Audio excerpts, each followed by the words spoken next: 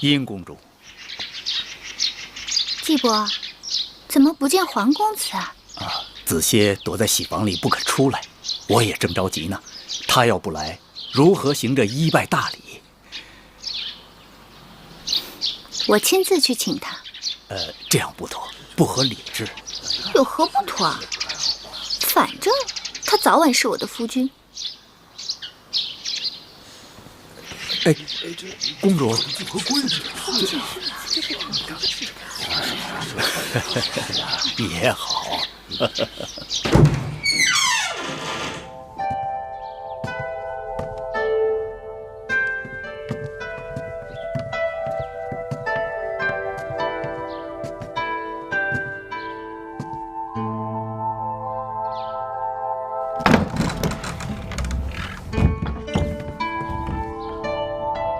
夫君，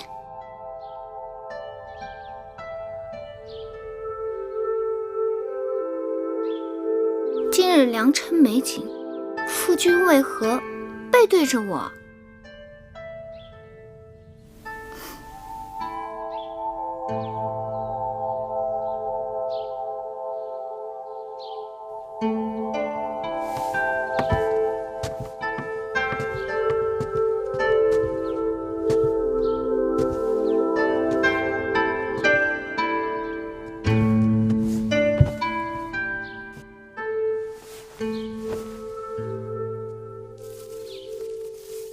夫君，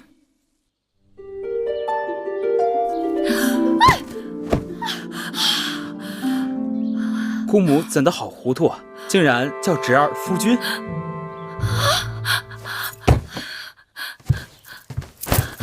公主，皇公子呢？皇公子不是在屋里吗？那是太子。太子啊！太子一早来给皇公子贺喜，然后就走了呀。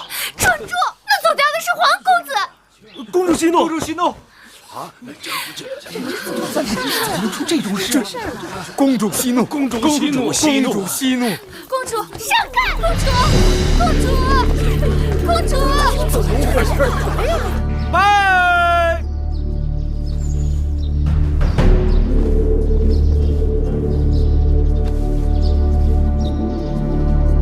再拜！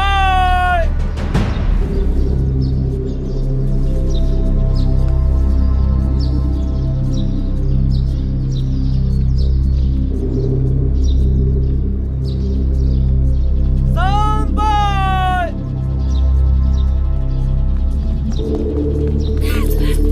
贱人！干嘛呀？贱人！放肆！芈音，贱人！嫡公主出嫁，你怎敢放肆？大王为后，替芈音做主，皇协拒婚，他跑了。此事当真？金华台里，太子穿着喜服，皇公子根本不见踪影。定是那芈月设此奸计，毒害婴儿。大王为后，千万不可放过这个芈月。芈月，告诉我，皇协到底去哪里了？皇协是在与芈音成婚的时候不见的，我怎能知道他的去向？好硬的一张嘴，给我拿下！是。母后，那皇协被关在金华台多日，月妹妹日日与舒儿在一起。皇协走了，去追那皇协便是，怎怪在月妹妹身上？那皇公子定是被芈月迷惑了心窍，今日突然不见，定是与芈月早有预谋。你这桩婚事，皇公子本来就是不情不愿的，强按牛头喝水，得此结果也怨不得别人。舒儿，你给我闭嘴！我心里明镜似的，早就看出芈月跟你出嫁请我是不怀好意，你还替这个贱人说三道四，把芈月给我扣下！母后，今日是舒儿出嫁之日，一身祸福均系此刻。芈音哭闹较场，母后又要扣下舒儿的陪嫁应试。假若一定如此，不嫁也罢了。舒儿，月妹妹不走，舒儿也不走。舒儿糊涂，母后这是为了你好。大王，吉时已到，若错过了时辰，与公主的姻缘不利。大王，这皇协悔婚是小事，楚秦联姻才是大事。母后，眼下没有证据证明黄歇的出逃与芈月有关，依寡人之见，还是得过且过，即刻启程吧。这怎么可以？有何不可？若不是你强行把芈印许给黄歇，事情怎么会闹到如今这个地步？微后明鉴，若再不启程，就会错过了吉期。秦王那里在关外迎亲的人也是有时辰的，况且秦国迎亲使者手里有陪嫁应妾的名单，突然少了一人，恐怕会引起误会和猜忌。好了好了，启程启程启程！等等，舒儿，也许你眼下还不会明白，我所做的一切都是为你好。你是娘亲身上掉下来的肉，我怎会害你？等你以后有了自己的孩儿，你便会明白做娘的一片苦心。母后，母后敬请放心，舒儿到了秦国，会善自珍重的。往后山高路远，舒儿不能陪在母后身边尽孝，还望母后多加保重。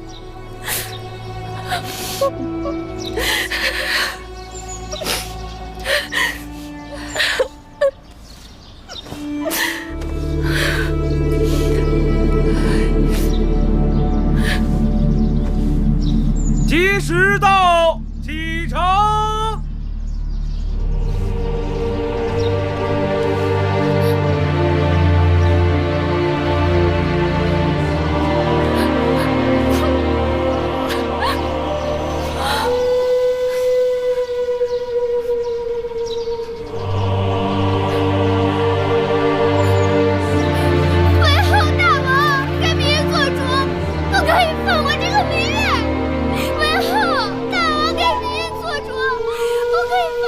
公主出嫁，你在这儿哭闹，真是丧气！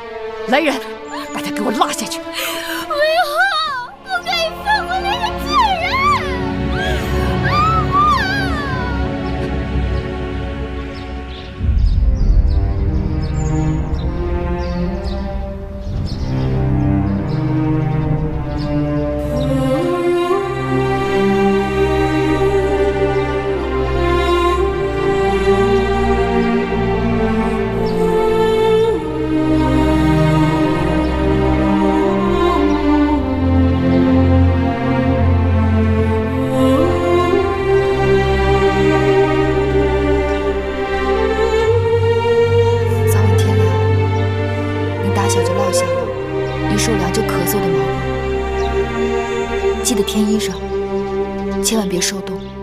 放心，你和冉帝路上要保重，还有贵姑，不要太辛苦了。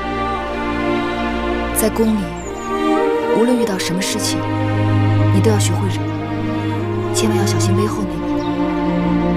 只要熬到分封，有了你自己的立脚之地，一切就都好办了。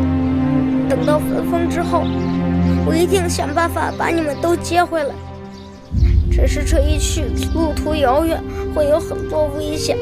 还有我呢，谁要是敢欺负姐姐和魁姑，我就揍他。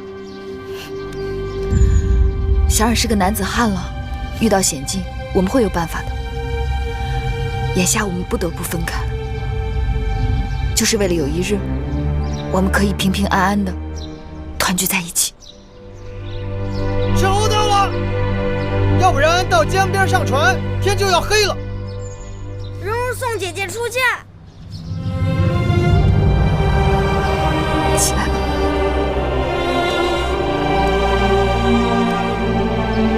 保重。保重。走吧。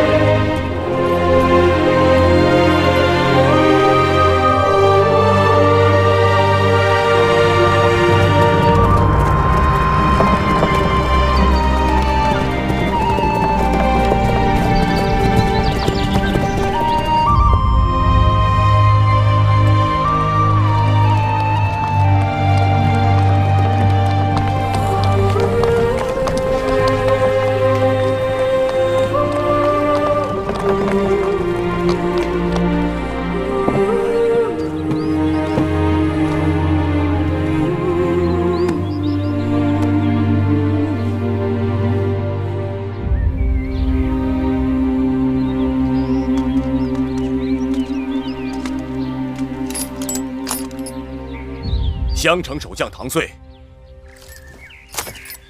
拜见舒公主。免礼。谢公主。这位是秦国的蒙敖将军，特来迎亲。外臣蒙敖拜见舒公主。蒙将军有礼。公主，行宫已经准备好了，请您先行歇息。明日，蒙敖将军会亲率人马为送亲队伍打前站，再由末将护送公主出关。出了襄城，就由蒙敖将军护送公主入秦了。有劳两位将军了。这是外臣应尽的职责。舒公主，请。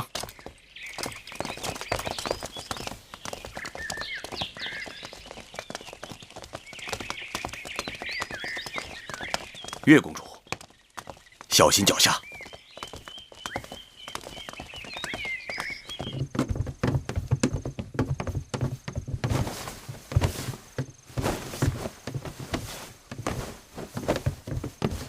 哎呀，终于到了。晌午才从船上下来，接着又坐车，这会儿觉得房子都在打晃呢。妹妹，你快坐吧。姐姐早生歇息吧，明日开始车马劳顿，只怕会更辛苦。妹妹，你也累坏了吧？那你也早点歇息吧。我就住在姐姐隔壁，有事喊我。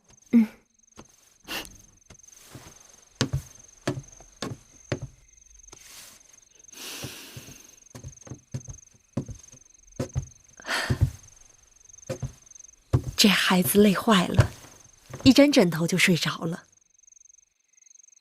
路上你一直照应我们，此刻还要做针线，让我来吧。不用，你快把这碗绿豆汤喝了吧，我才熬的。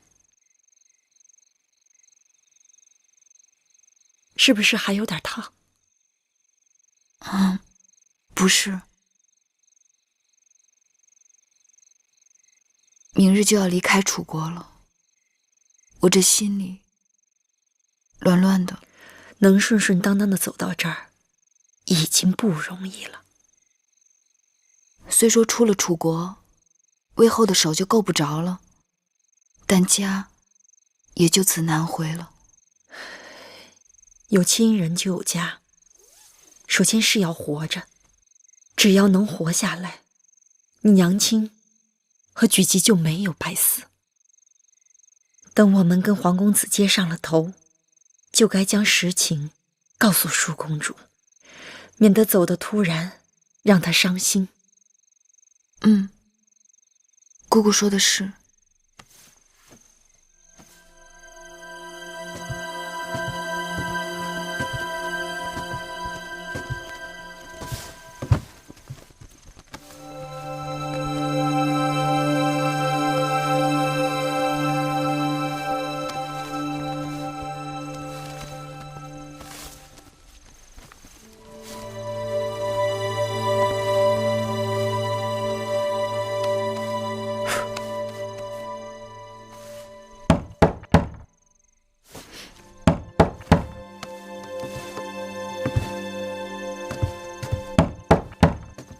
谁啊？一位故人。我听你的声音陌生。你将门打开便知道了。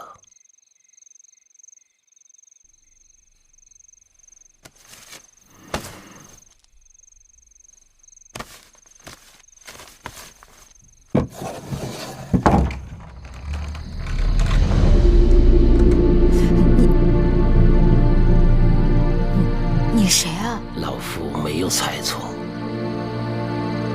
应该就是你。可我不认识您。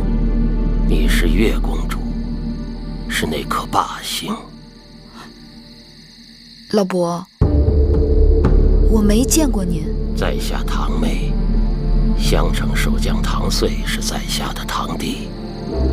16年前你还未出世，老夫就知道你了。你在说什么？当年老夫夜观天象，发现霸星出世，4府变6家乱，主天下大变。我将此事报告给大王，说霸星将要降生到楚宫。大王当时高兴得很呢，没想到生下来的却是你这个女娃娃。于是老夫被剜去了双眼，流放到了边关。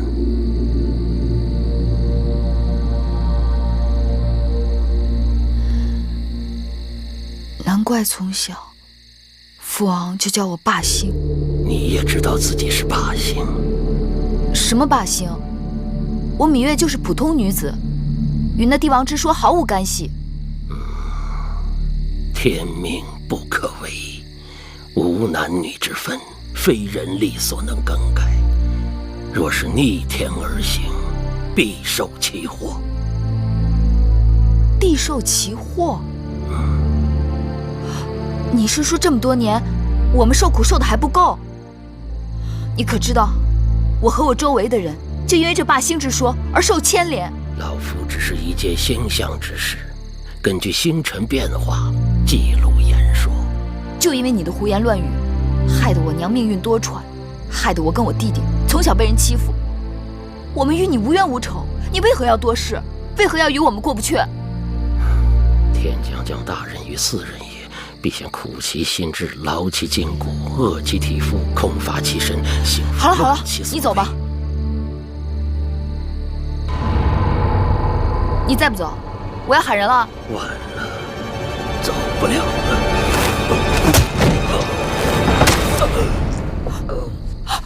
老伯，老伯。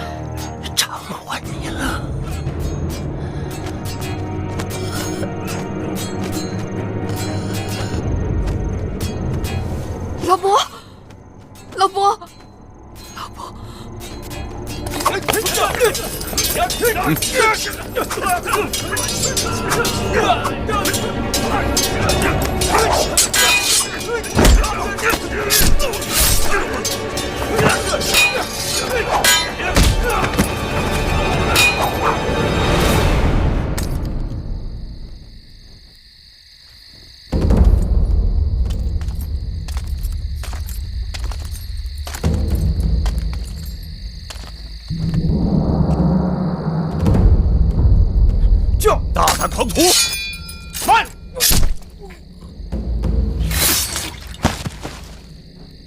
踏进去！咎由自取。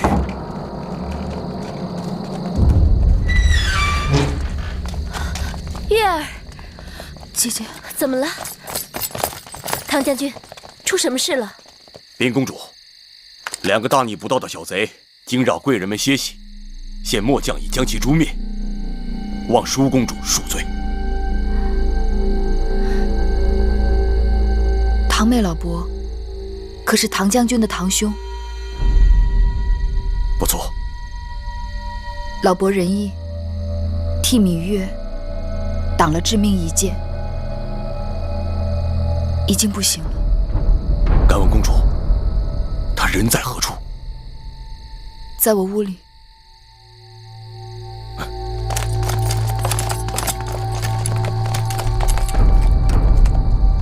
这门外不是有侍卫把守吗？怎么还能让外人进来？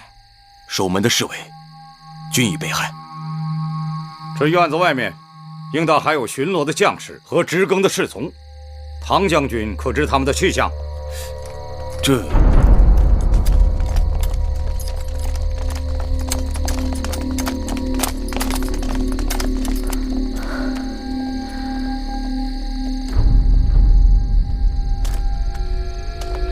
末将失职，明日一定仔细查处，严惩不贷。好了，你们都下去吧。夜已深了，明日还要赶路呢。是。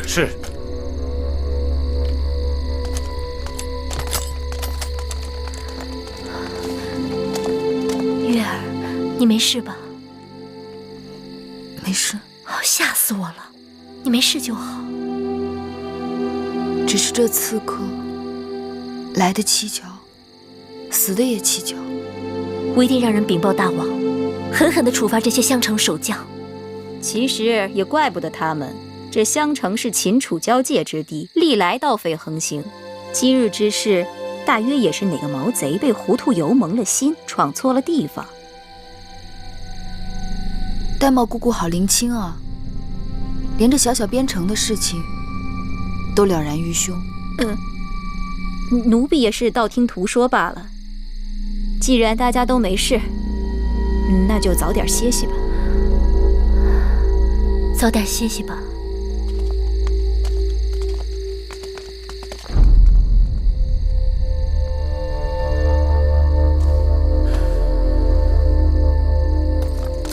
唐将军，你还是警醒点好。这下半夜要是再出什么差池，你我的脑袋可就保不住了。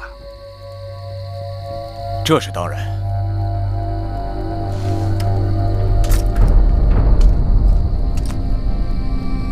你们这队人，给我在院子外面牢牢守住！要是再出半点差池，本将军绝不轻饶。是。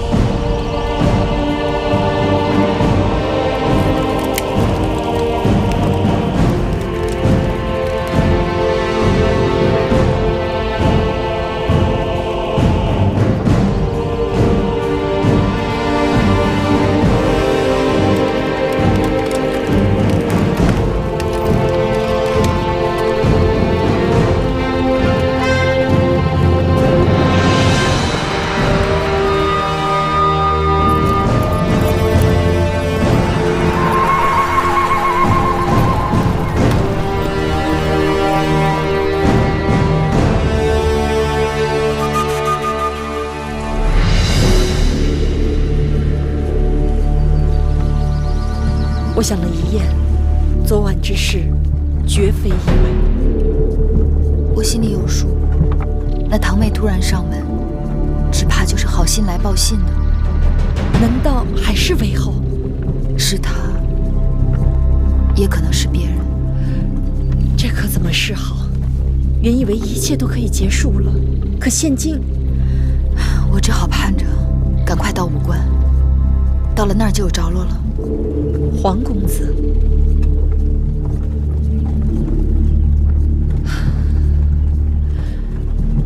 少司命庇佑，月儿和我们能平安到武关城。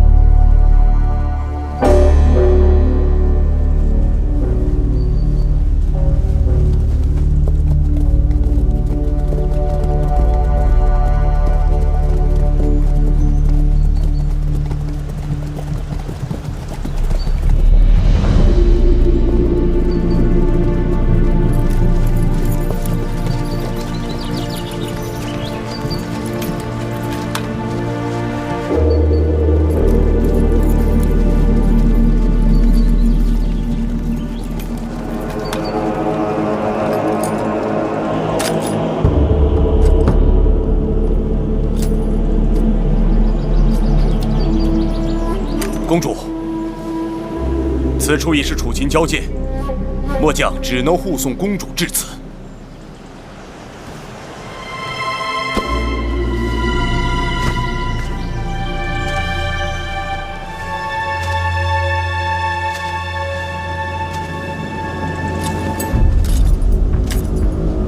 请公主擅自珍重，一路安泰。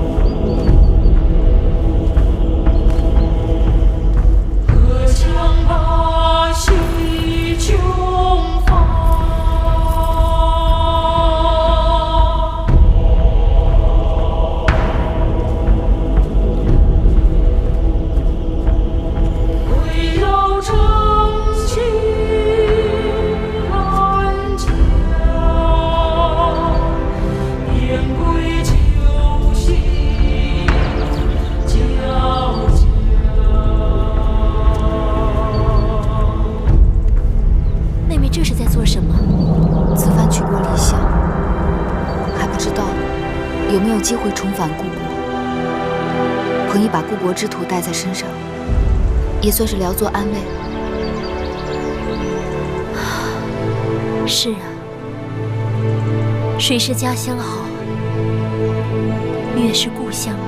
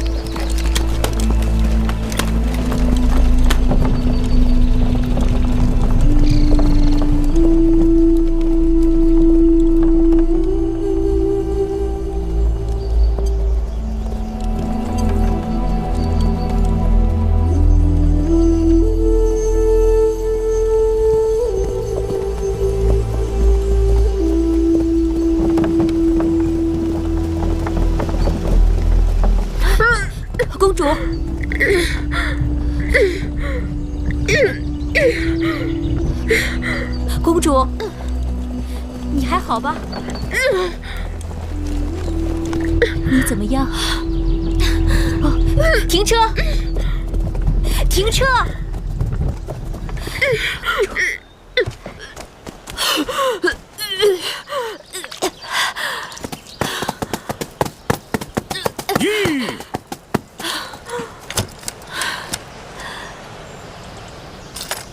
公主，太庙已定下吉时，咱们行程紧迫。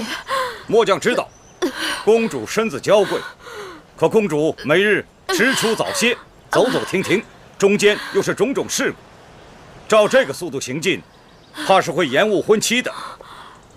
将，公主尊贵之躯，难以承受车马颠簸之苦，自然要多加休息。将军既奉秦王之令，遵令行保护之责即可，并非押送犯人。何时行，何时止，当由公主做主。及期如何，与你何干？放肆！你只不过是小小奴婢，竟敢对本将军无礼！不错，我是奴婢，但我是楚国公主的奴婢，不是将军的奴婢。既入秦界，要遵秦法，耽误了规定的行程，无论奴婢贵人，一律责罚不贷。将军息怒，秦王以礼聘楚，楚国以礼送驾，将军身为秦臣，该以礼护送。公主病倒，将军和属下必然滞留。将军若是能让公主歇息1个时辰，公主身体略好些，也可让车马加速行程。1个时辰？不行，只能歇半个时辰。谢将军。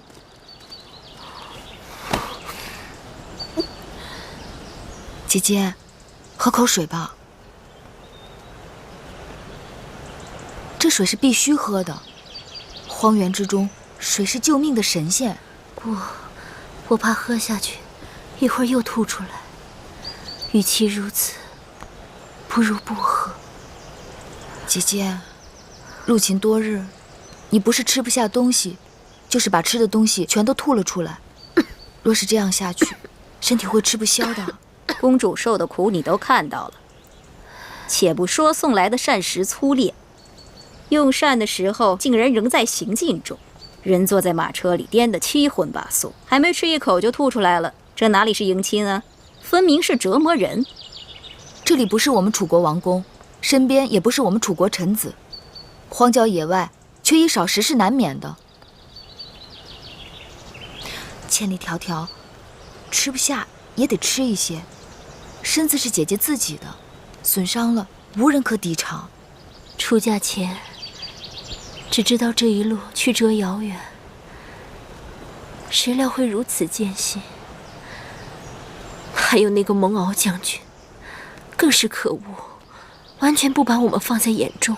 蒙敖将军是粗人，行武严整，只怕他有他的难处。再有难处，也该知道自己的身份。舒公主是王后，是主子。若在楚国，她如此叫嚣，脑袋早就搬家了。过2日就到武关了，再忍一忍吧。奴婢能忍，公主如何忍？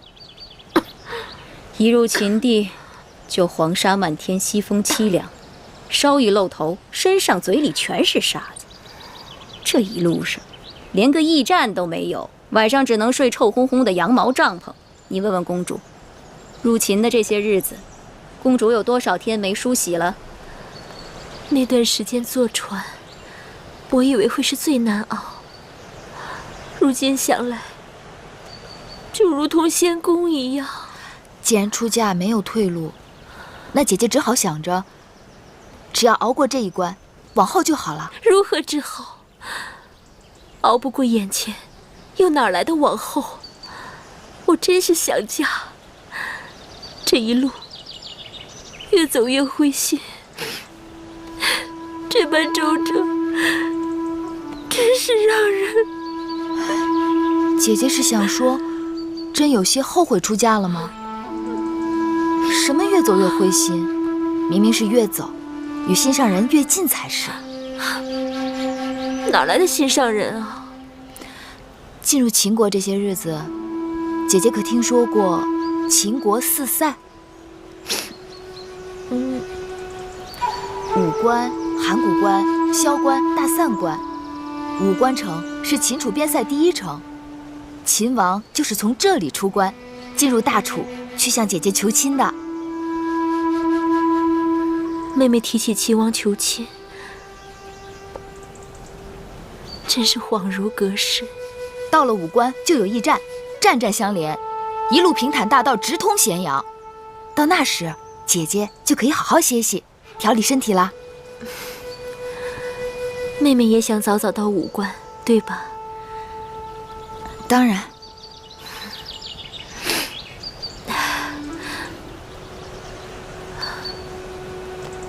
说来也是，这么多的车马兵卒，都是因我而来。我要是打不起精神，不是更连累了大家？好了，把水和食物给我一些吧。姐姐，来，姐姐。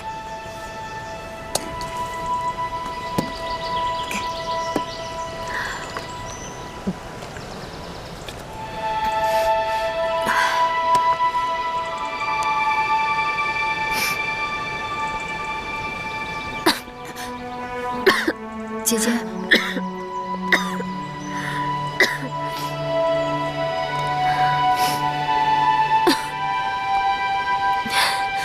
想来我也真是佩服你，这粗粝的糕点如同嚼蜡，你是怎么咽得下去的？姐姐是从小没有尝过饿肚子的滋味，其实有东西吃，比饿着要舒服多了。真的吗？嗯。舒公主是金枝玉叶，天生就不该受苦的。像这种吃食也能将就下去的人，是自降身份，自轻自贱。姑姑若是觉得只有饿肚子才能保住大厨脸面，那你就饿着好了。但不该劝姐姐也挨饿。路上行程艰难，需要体力，不吃哪来的力气车马劳顿？别争了，我倒是真有些饿了。我再吃几口吧。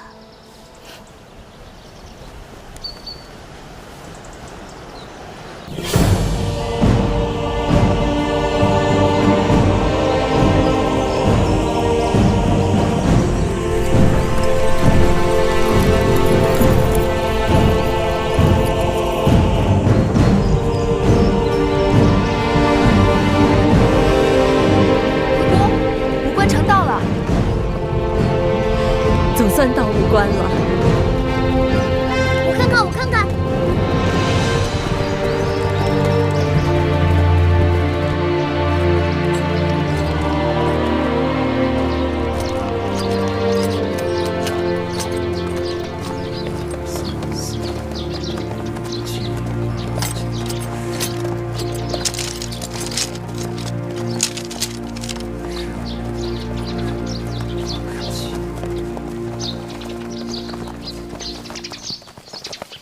蒙将军，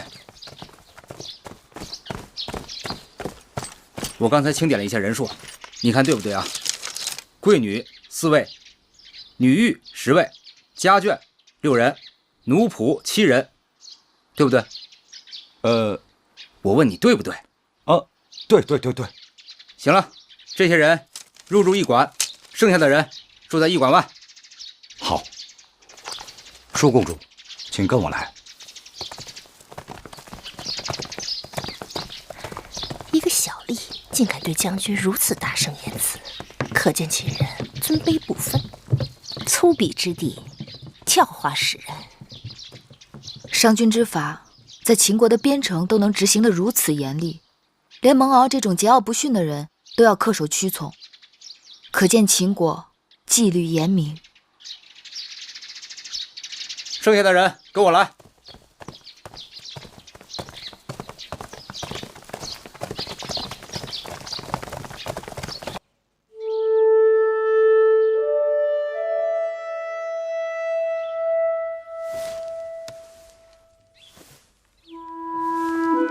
女一志，姐姐怎么样了？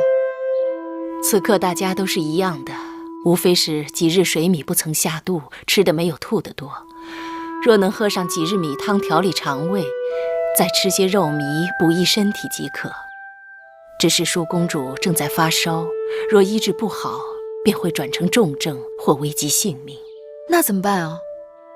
我先为公主行针砭之术，再开个方子，连吃5日，或可缓解。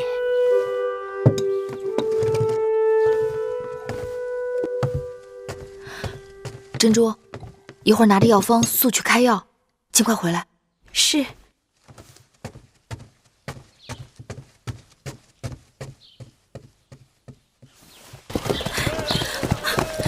珍珠，公主，药可买到了？没有，奴婢出门走了好久才看见一家药铺。我把方子给那里的旗人看，他们翻来覆去，根本看不懂。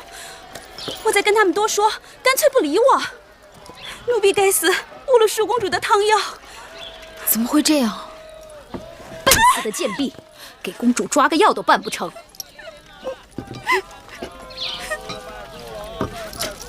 哎呀，我竟然忘了，这十里不同音，百里不同俗的，这到了秦国，自然是用秦国文字。他们一定是因为看不懂女医制的方子，所以不肯理会咱们。玳瑁姑姑，咱们这些随驾的臣仆中，有哪个会秦国文字？他们都是打理内政的内小臣，哪里懂得列国文字？再说，我们楚国也算得上天下第一大国，怎的秦国人不学我楚国文字，反而要我楚国人懂得秦国文字呢？我去找蒙骜。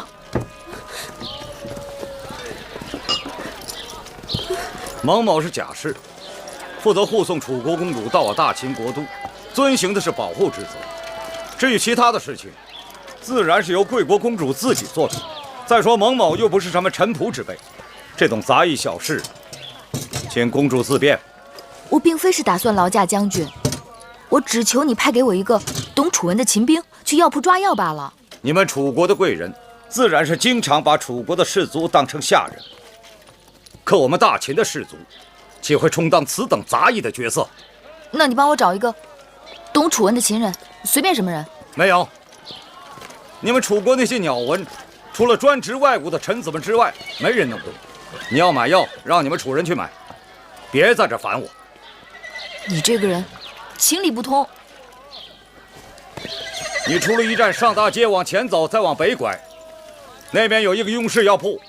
那铺主是武关城内最有学问的人，你可以找他试试。要是他也不知道，那就没办法了。多谢。月公主穿婚装出行不太合适吧？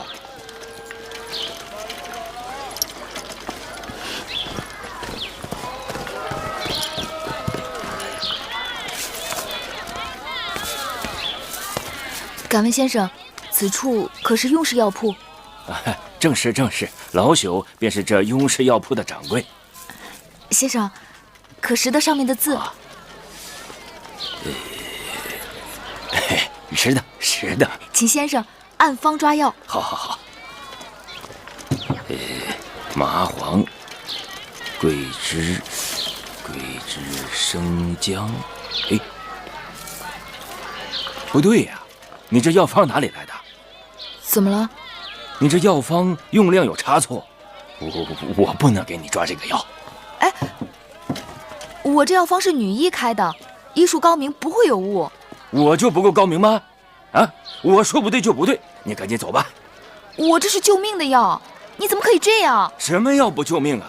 你这药方用量有差错，你这是害人。你快走吧，找开方的人再问一问。啊，公子。在下雍瑞，雍氏药铺的主人，敢问何事惹得贵人烦恼？听说先生见闻广博，无所不知，这是我的药方，劳烦您看看，为何你家掌柜硬说这用量有误？这药方上写的是鸟传，贵人可是来自楚国？正是。不知道为什么这位先生不肯接我的药方。贵人可知，这秦楚两地虽然接壤，但不仅文字各异，就连这度量之衡器也是不同。我这老仆虽然识得药方上的药名，但因为分量上与我们的惯常有差异，怕是搞错误人性命，所以不敢接此药方。原来如此。好在昔年本人也曾游学楚国，对楚国的鸟传略知一二，知道楚国的计量方法与秦国的不同。这药就由我来抓吧。有劳先生了。您的药包好了。多谢先生。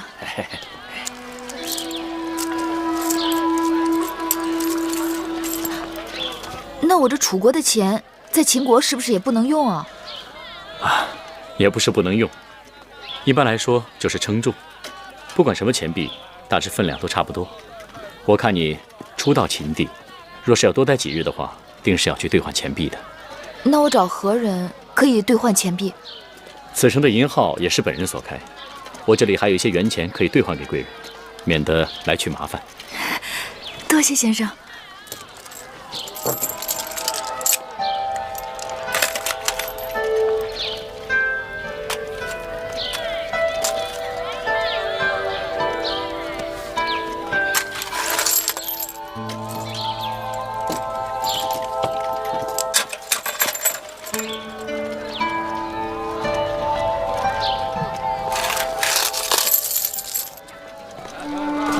今日若非先生相助，这药就抓不成了。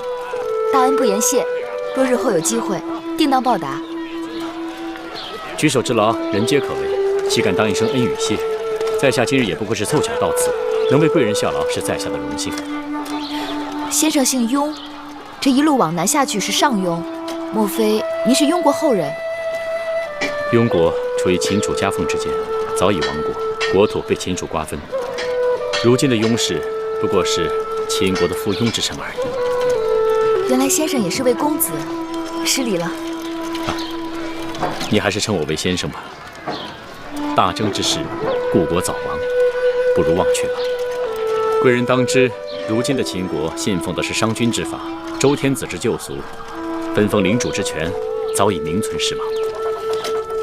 难得商君人亡政不息，秦人守法之严令人叹服。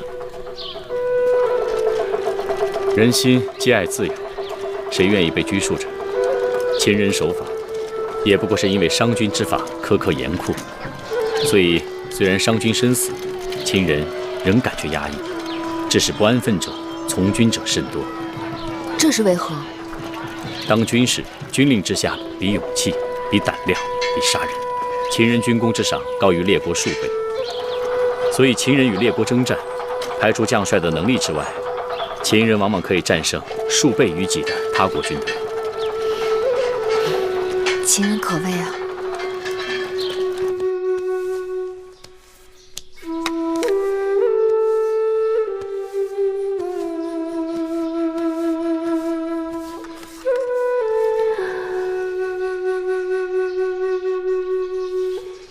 听说妹妹出门去了，还以为你我就此难见了。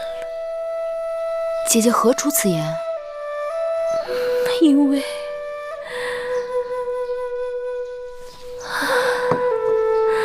因为你我身在他乡，人生地不熟的，若是走丢了，该如何是好？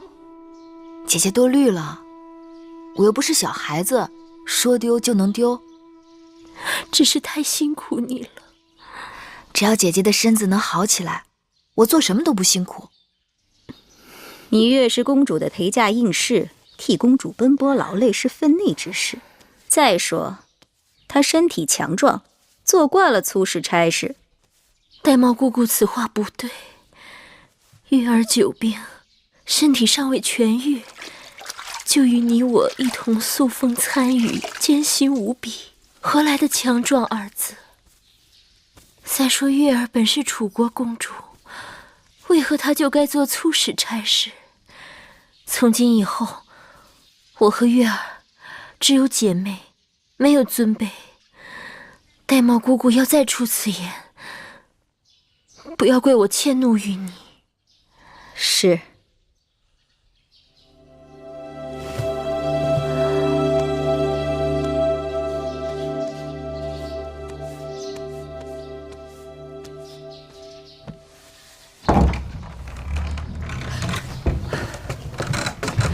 你总算回来了。刚才来了一个总角小儿，拿了竹简给你，要你仔细看了。近日有时3刻去见他。见谁？他说你该知道的。那小儿呢？传完了话就走了。我追着问他到哪儿见，他一边跑又一边摇头的。皎皎黄鸟止于棘，谁从木工子车烟兮。我猜想该是黄公子派来的人，但没头没脑的几句话，什么也没说呀。这个人到哪儿去见他呀？他说了。是吗？姑姑放心，我去见他就是了。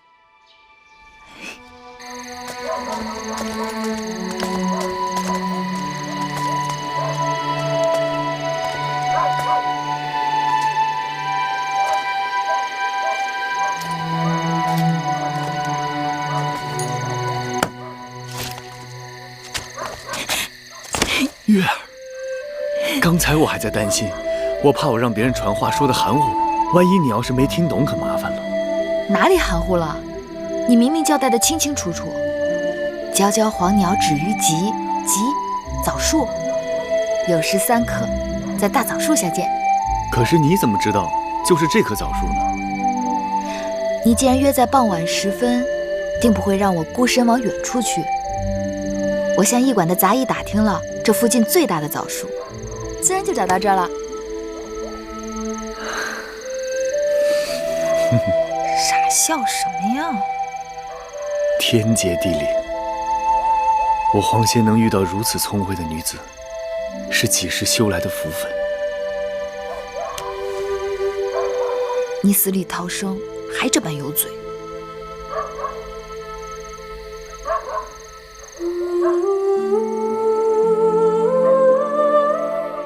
你的手好冷啊。我不冷。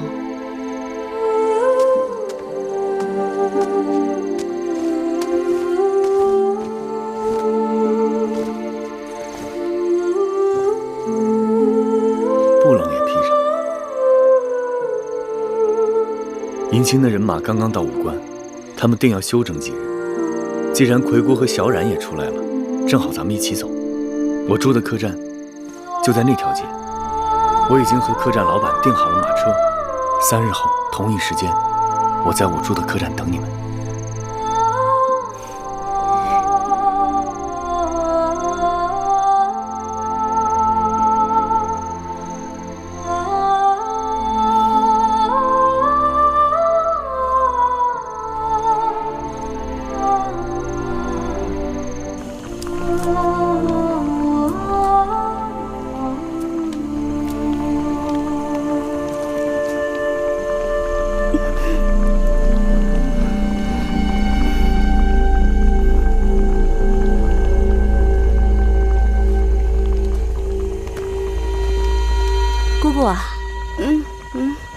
姑姑这几日辛苦了，你回去歇一会儿。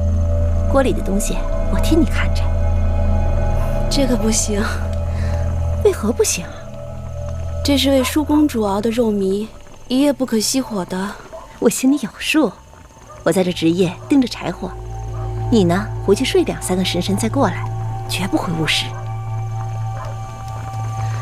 这，你只管放心吧，我会仔细看着。那就拜托你了。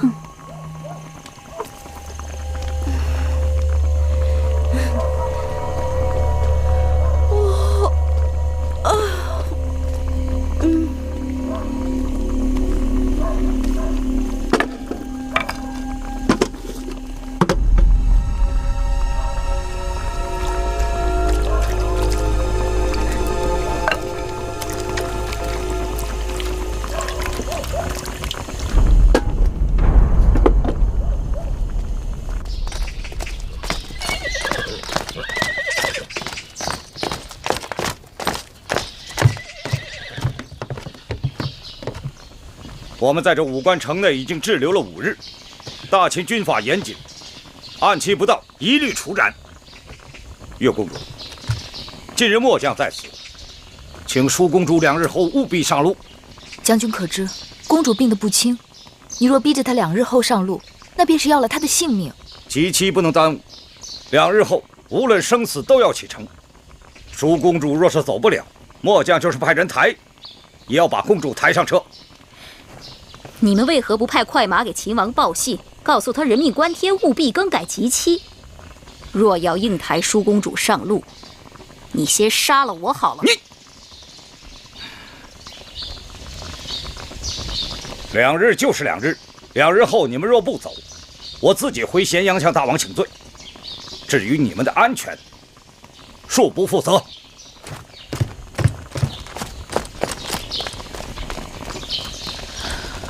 一入秦国，处处凶险，舒姐姐疲惫辛劳，病倒是意料之中，可病成如此模样，是不是有些古怪？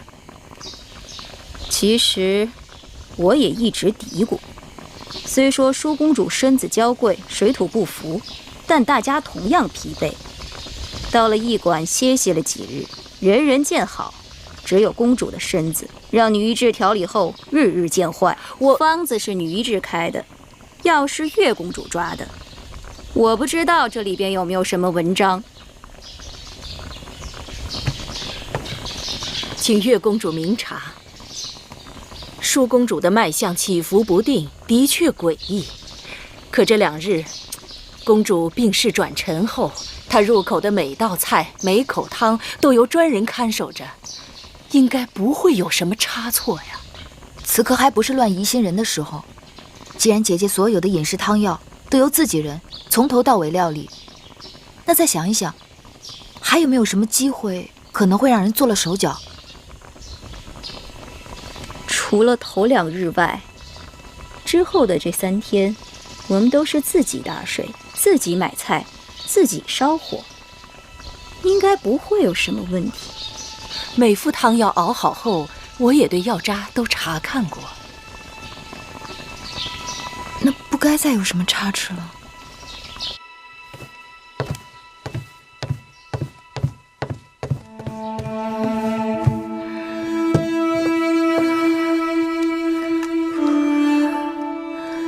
月妹妹，我是不是要死了？你净瞎说，你就是水土不服，调养几日就会好起来的。我自己的身子，我心里清楚，我从没有这么难受过。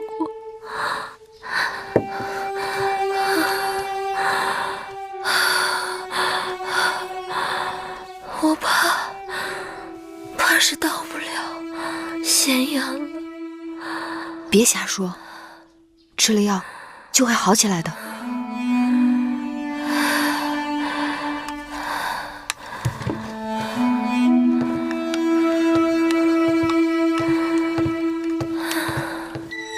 是我让他出去的。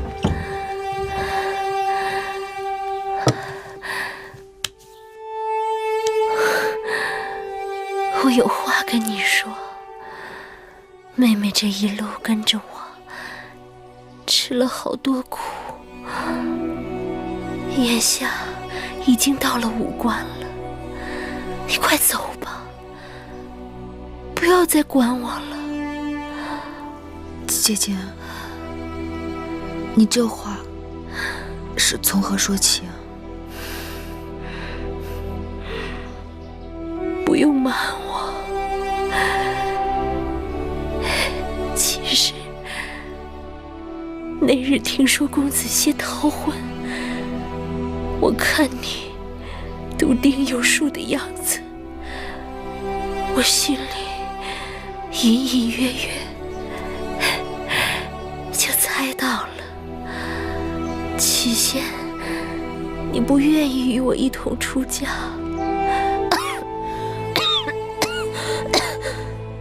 后又自请陪嫁秦国，定是事出有因，对吗？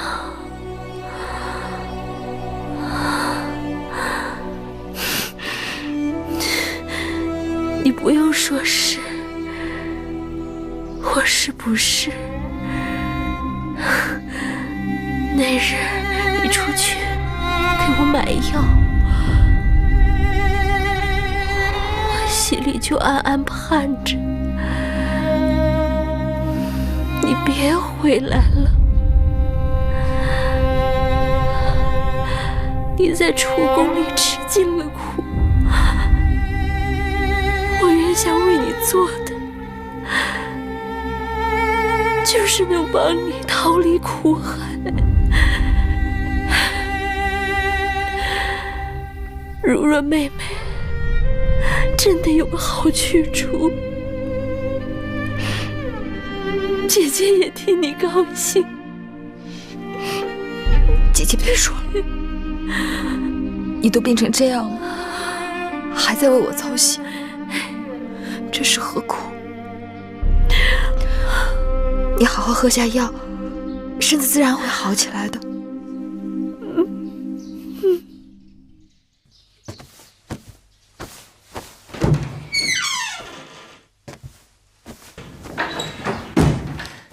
玉儿，姐姐，姐姐，我们什么时候可以走？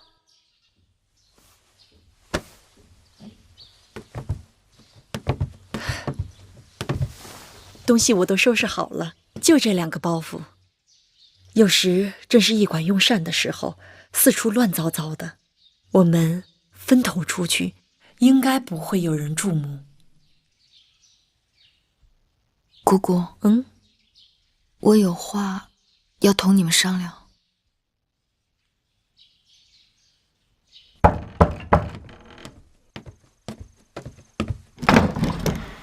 月儿，你怎么提前来了？快进来。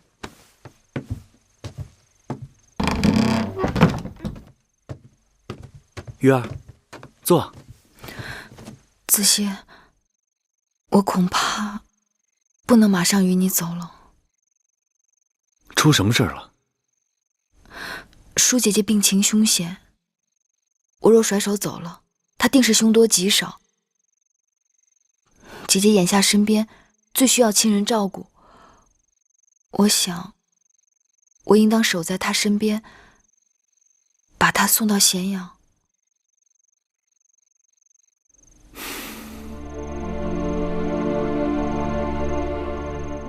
月儿下肝义胆，你的心思，子歇明了，只是怕耽搁的时日太多，万一走漏了风声，风险太大。毛敖将军坚持2日后启程，眼下只能走一步看一步了。等把舒姐姐送到咸阳，月儿就可同魁姑、同小冉与你远走高飞了。既然月儿的心意已定，我依你就是。将来咱们一起到了咸阳，再做长远打算吧。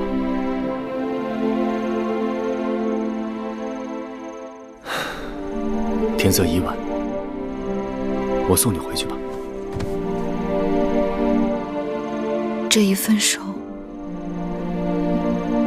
不知又是多少千山万水。多少千山万水，子歇都和月儿一起。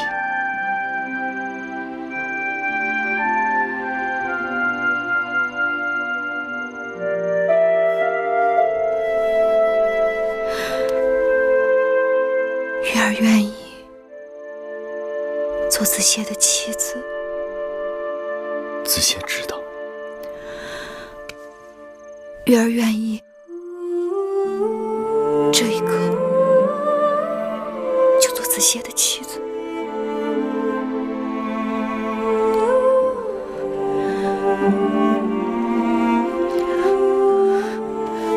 月儿不可，月儿万万不可。子歇视月儿为珍宝，你我只有行过6礼，明媒正娶后，才可结为夫妻。子歇愿意等到迎你入洞房的那一天，那一刻。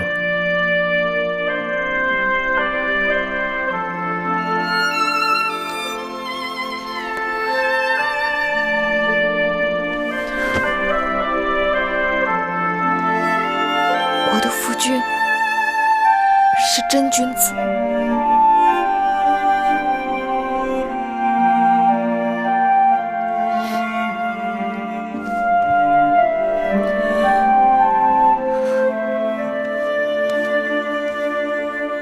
这香囊本来就是为你做的，一直不得功夫给你，望你带在身边，看到它就像看到月儿似的。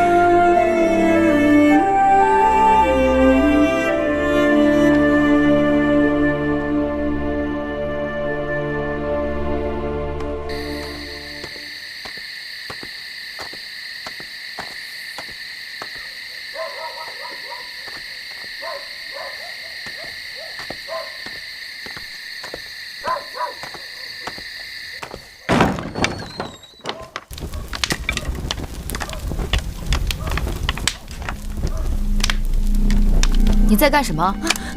没干什么。你在烧什么？来人，抓住他！抓住他！别跑！站住！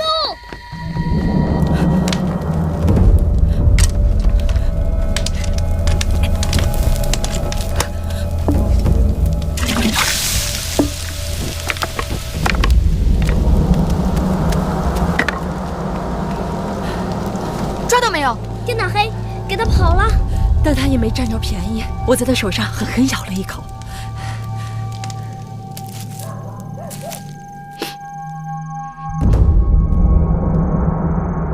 女医治，这是什么草药？麻黄。我给舒公主开的方子里就有这麻黄。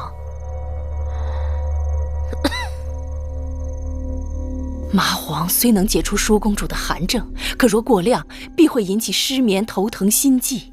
公主现在就有这些症状。该死！我每日检查药渣，只是留意会不会有人放入其他的药物，却没有发现用量变了。若将这草药成倍地加入汤药和粥食里，必然会积水成渊。舒公主身体本来就虚弱，这麻黄让她昼夜不能安睡，不思饮食。假若长此以往，只怕再过些日子，公主不是发狂，就是油尽灯枯而死啊！是谁这么处心积虑？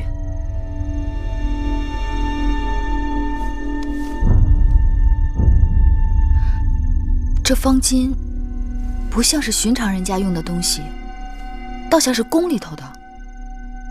不用说了，定是秦宫里的人想要害公主。这舒姐姐是秦王迎娶的新王后，人还未到咸阳，怎么就与人结仇了？奴婢猜测，幕后指使之人会不会是秦国的魏夫人？魏夫人？魏夫人是谁？魏后跟奴婢说过，秦国的魏夫人是秦王前王后的妹妹。这些年来，宫中事务由她执掌，她的独子公子华，也是众人眼中未来的太子。秦王迎娶姐姐，难道碍了魏夫人什么事？若真是那魏夫人，她可太狠毒了。姐姐，快躺下，躺下。她从未见过我的面，却想要了我的命。只可惜，我们没有抓到那雏鸟，不然到了咸阳，人证物证俱全，姐姐便可向秦王据理力争，拿他们问罪。可我们没抓着那个雏鸟，会不会打草惊蛇？那边并不摸我们的底，恐怕还不至于。你们都先下去吧，有月儿陪我就好了。是。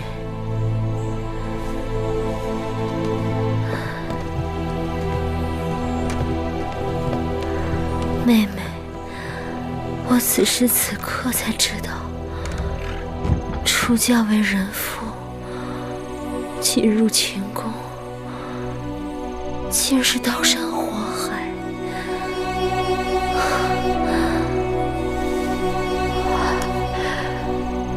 我前几日跟你说的那番话，并非混热之言。一来，我是知道自己时日不多，身边就只有你是我的亲人。二来，我也知道妹妹的难处，你我姐妹一场，说不定到最后连个辞别的机会都没有。更何况今日之事，更是让我心灰意冷。我连自己的性命都保不住，你跟着我，只会继续吃苦。姐姐莫把前程看得太淡了。这次害你之人能得手，只缘他们精心策划，而我们毫无防备，加之秦王远在咸阳，鞭长莫及。等姐姐安全进了秦宫，有秦王的庇护，一切就都会不一样了。只怕你要不在我身边，我恐怕自己会少了许多主见。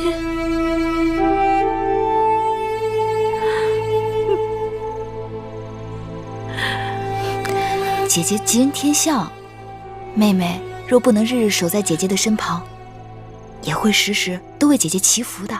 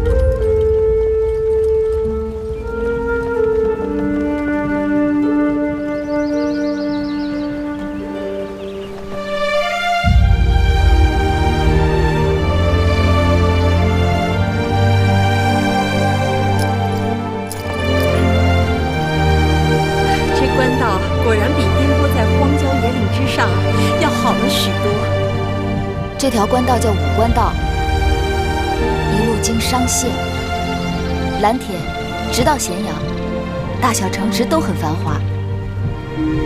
小冉不想去商县、蓝田，那你想去哪儿？小冉想去赵国、齐国，去看邯郸到底有多繁华，去看邯郸的人到底有多优雅。怎么会让那燕国人一心模仿，连自己应该怎么走路都忘了？我还想去看传说中的稷下学宫，去登泰山。孔子说：“登泰山而小天下。”哎，去燕国，去燕国也可以。听说燕国那边冷得能冻掉鼻子，会不会大冬天满街上的人都没有鼻子？好，葵姑跟你一块儿去，咱们去邯郸看美服，去临淄尝美食，再去燕国看那些没有鼻子的人。好。我今日觉得好多了。就是身子还有些酸痛。我看公主的气色虽然不比在咱们楚宫的时候，但比刚入秦时真是一个天上一个地下。俗话说，病来如山倒，病去如抽丝，还得好好养一阵子才能真好。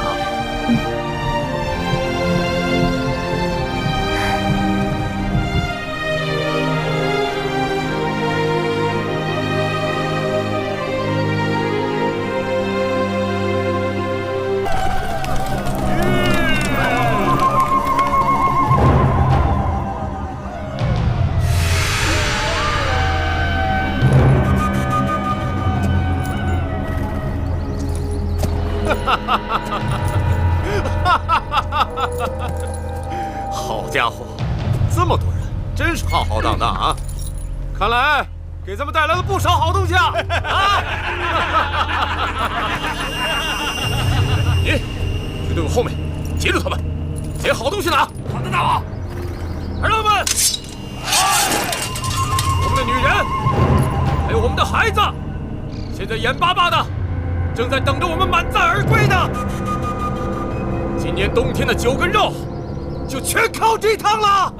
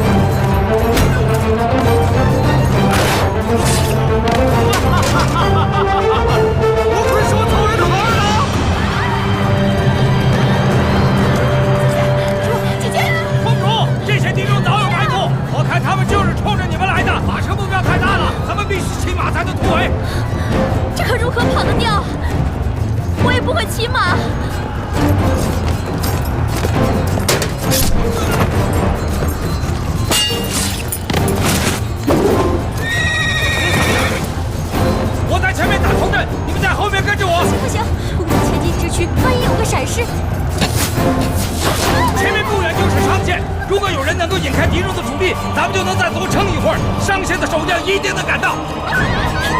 姐姐，把披风给我。对，月公主说的对，这披风是万万穿不得了。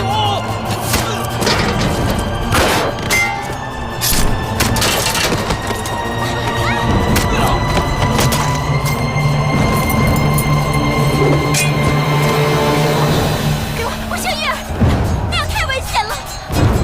眼下我们都被困在这儿，可他们并不认识你，不能是别的，大约就是这件披风了。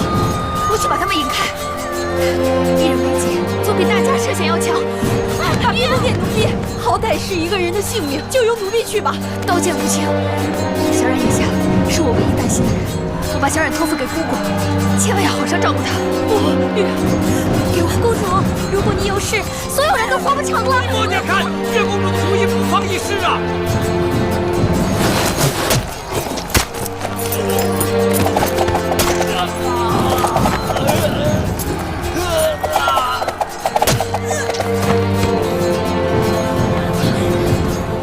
你救了大家的命，情胜奴婢一半。月公主舍生取义，救他人于水火，蒙恼汗颜。咱就不必多言。姐姐珍重，你自己小心。姐姐，月儿，走，你们保护月公主不为。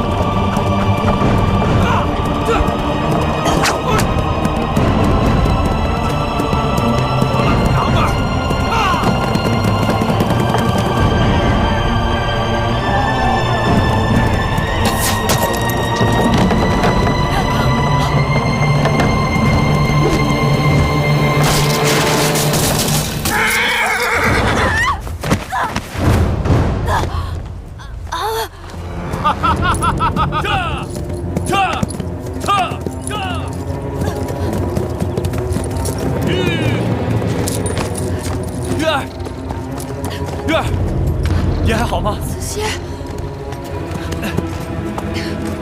月儿，你快走，这里有我挡着。不，子歇，子歇死，不能让月儿死。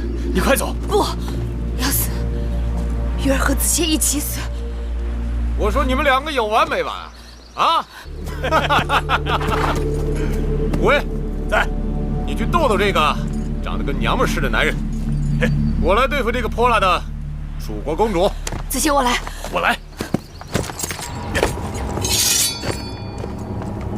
你是何人呐？在下丑人黄歇。阁下是谁？你管我是谁呢？子熙小心！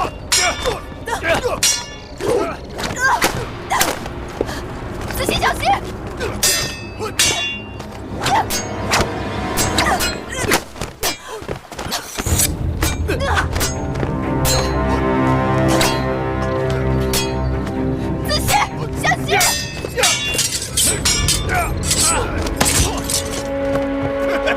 见得大部分还敢跟老子交手呢？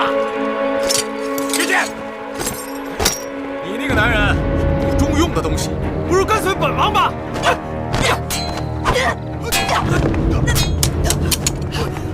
子熙，放开我！看看，小白脸是怎么死的？哪是我们的对手？别吵了！子熙，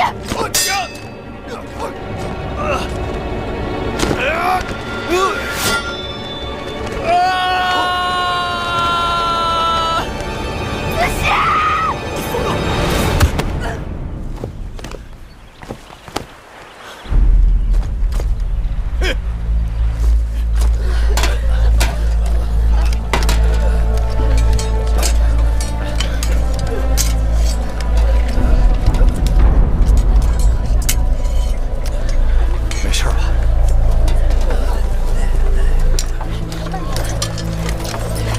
怎么样？不行了。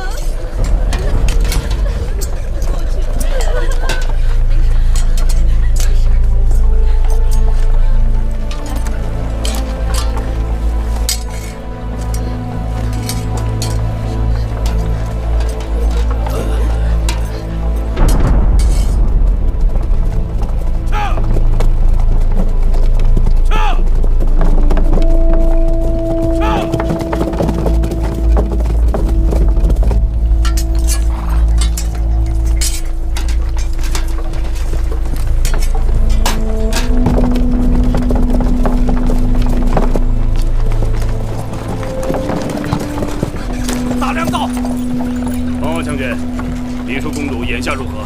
安然无恙。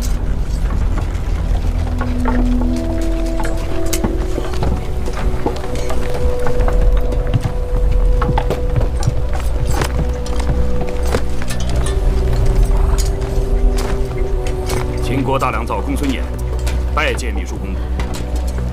公主，公孙衍救驾来迟。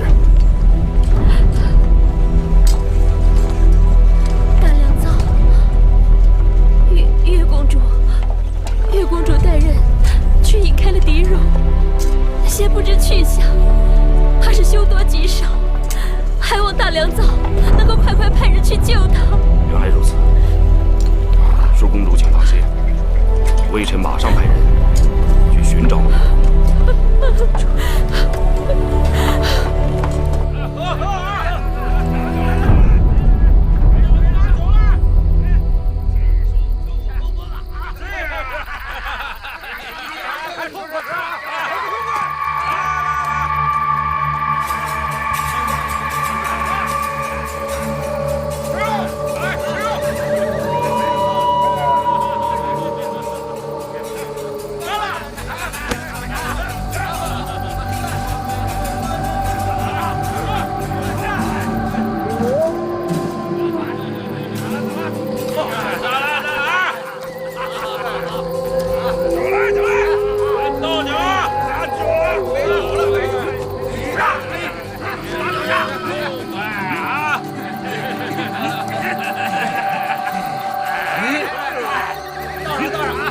喝酒啊！来，喝呀！来吃，喝！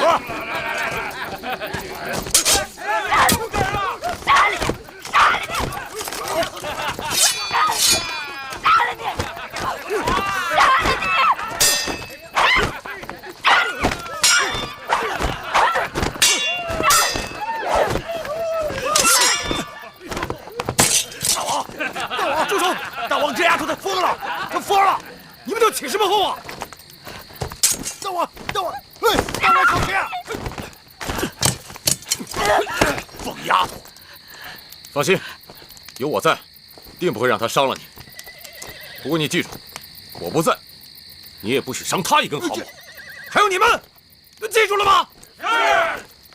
让我杀他！你杀了我吧！杀了你？哼！那我们这一趟岂不是白跑了？你们杀了我的子歇，既然我杀不了你们，那我就死给你们看！把他手绑上！为什么？为什么你们不死又不让我死？哎，吵什么吵啊！为一个弱不禁风的小男人，我们这好男人多的是啊！你废话！他是世界上最好的男人，他是我的命！你害死了他，我杀了你！谁看见你的男人死了啊？我亲眼看到的，你把他打到悬崖底下了。那悬崖底下是湖泊，死得了死不了还不一定呢。你说什么？你说子歇？你说子歇也许还没死？说不好，那可没准。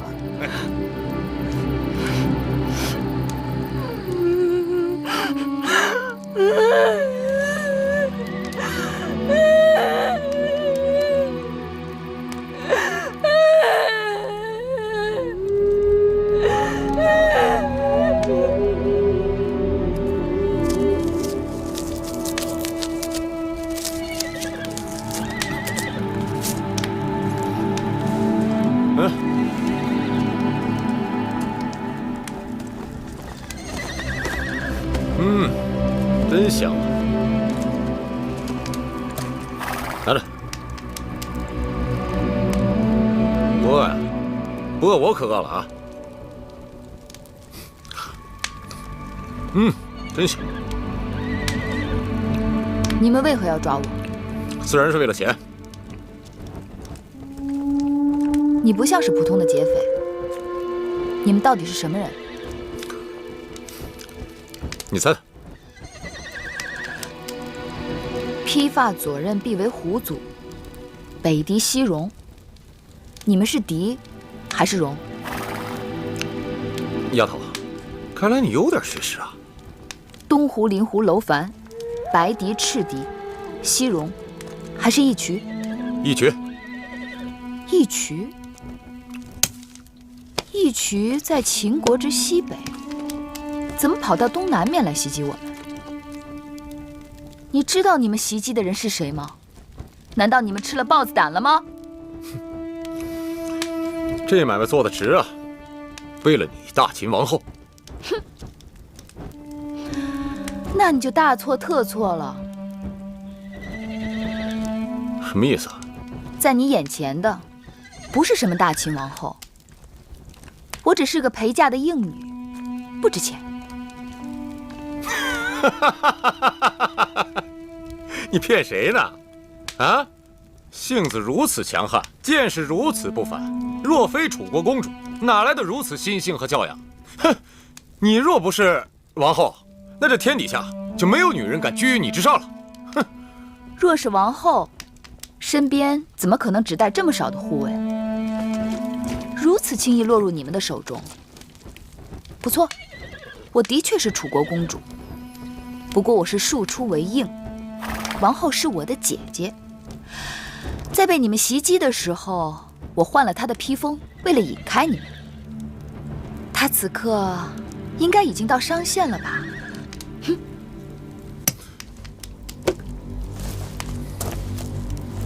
你果真不是狄公主？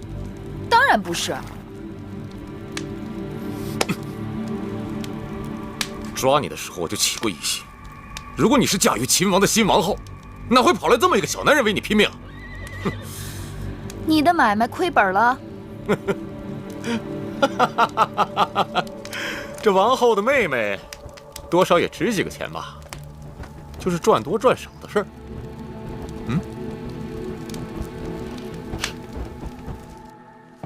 来，给你搬上车啊！哎，好，这箱子好沉呐！时间了，我帮你搬。来，这边。这下好了啊！回去等着大王赏赐吧！啊，哎，可不少啊！有这一箱，赶紧把那个箱子搬过来！这里还有，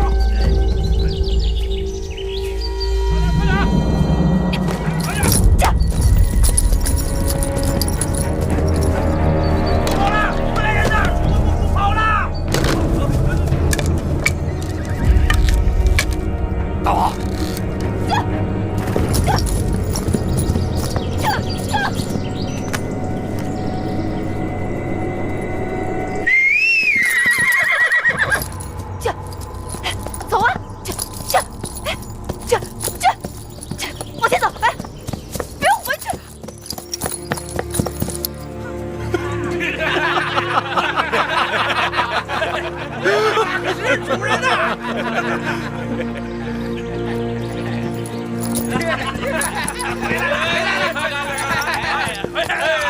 算是个骑手啊！一群的马可不是随便跟人走的。就是啊。都算了吧。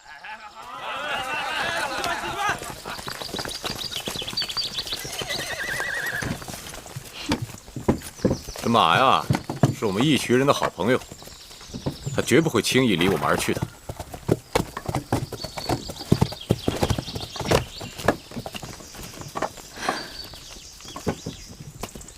既然你这么喜欢黑子，那我就把它给你骑吧。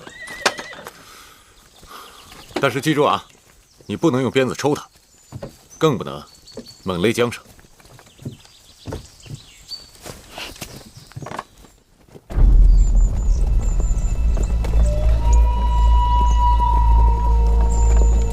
丫头，这一路走了这么久了，怎么也不说话呀？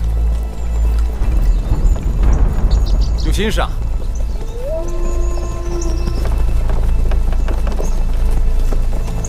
哦，我知道了，害怕了，不敢说话了。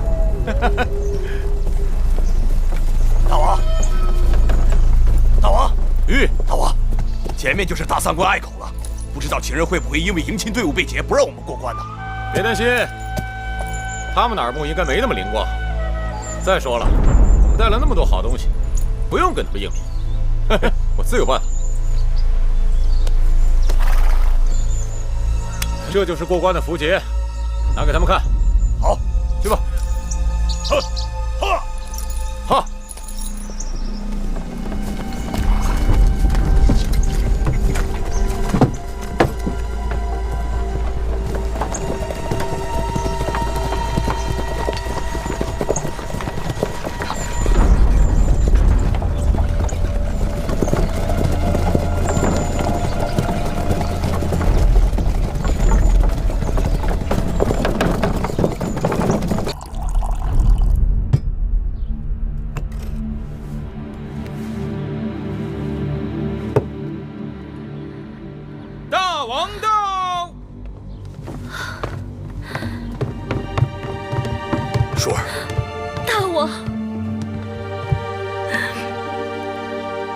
我以为我再也见不到您了。经过我都知道了，你平安就好。求大王救救月儿！月儿，大王，月儿就是那个会使软鞭的小丫头。听说这次全靠她穿着舒公主的披风引开了义渠人，才保住了公主的周全。寡人记得她。来，既然如此，义渠那边要想想办法。大王不妨找大良造公孙衍商议一下，让他推荐个合适的人选。公孙衍一直主张与魏国亲近，反对与楚国联姻，恐怕对此事不会热心。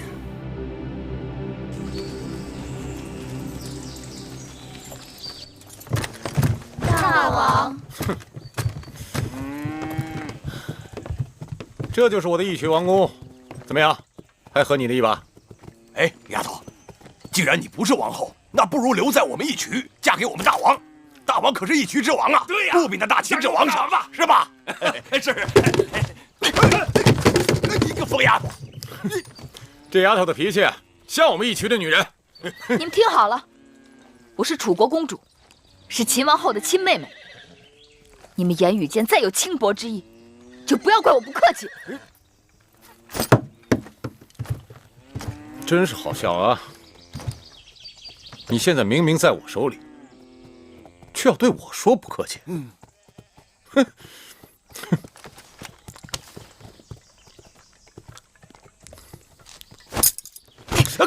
大王，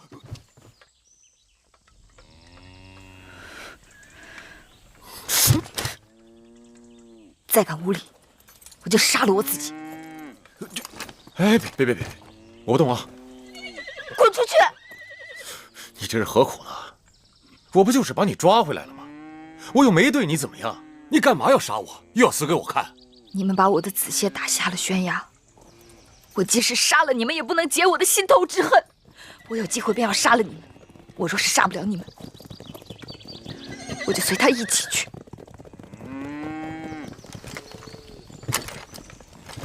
你以为本王缺女人，非你不可呀？本王让你看看。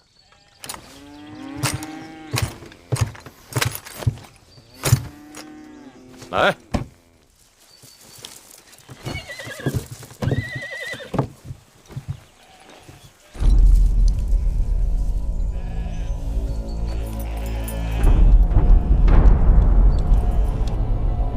去年义渠王翟离的叔父曾到咸阳，请求我大秦助他一臂之力，夺取王位。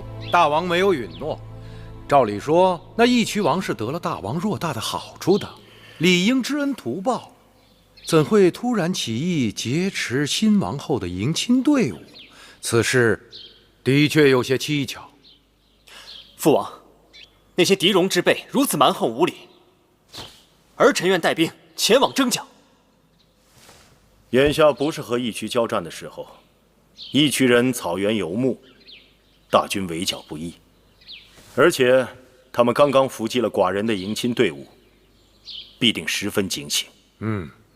大王说的是，此事不宜动兵，该派个妥当之人前去义渠赎回月公主。大秦颇费周折，才与楚国联姻，迎来了新王后，而那义渠王劫去的女子，不过是一个陪嫁的应妾而已。我以为不必如此小题大做。义渠人一向胆大妄为，若不派人前去交涉，恐怕义渠人会以为我们大秦好欺。客卿张仪一向寡人自荐，愿赴义渠赎回月公主。那个张仪却也能言善辩，寡人应该再给他一次机会。就由张仪带人前往义渠，如何？只是张仪初来乍到，人地两生，若是……那就加个熟悉当地情形的人跟他去吧。据寡人所知，雍瑞曾经见过那义渠人，就派他去，再合适不过了。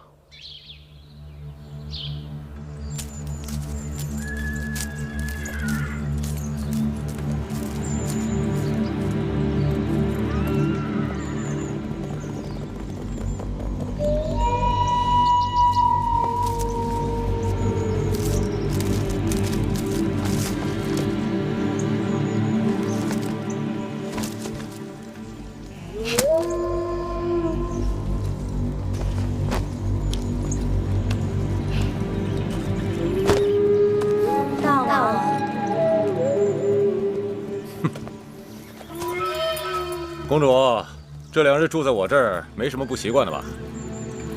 把鸟关在笼子里，还需要跟他商量笼子大小吗？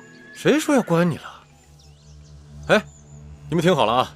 公主若是待烦了，就陪她出去走走。是，我不过是你的囚徒，在这里走和在外面走有何区别？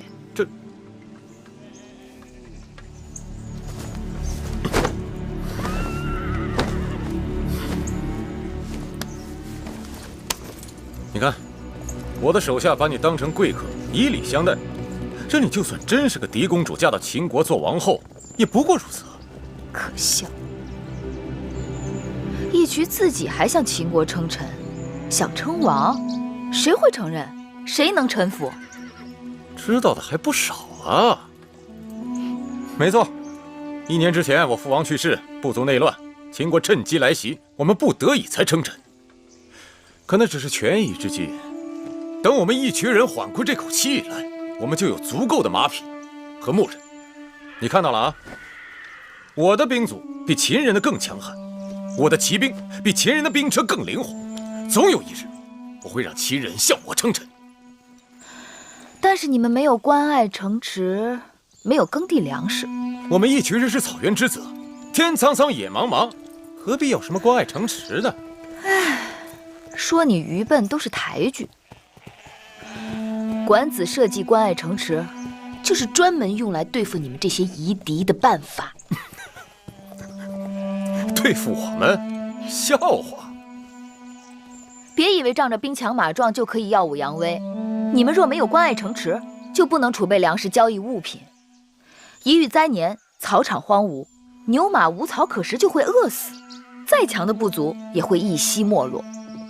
这些你是怎么知道的？知道什么？哦，一定是这样。因为你们的草场受灾，所以尽管你们已经对秦投降称臣，却还是要不顾风险来劫持王后车队，以此来要挟秦国，来换取你们部族活命的粮食。没错，我们一群人本来是草原之王，潇洒放纵于天地之间，无奈天灾，不得已受人之托，拿一些回报。但是我们只听我们自己的，谁都做不了一群人的主。哼！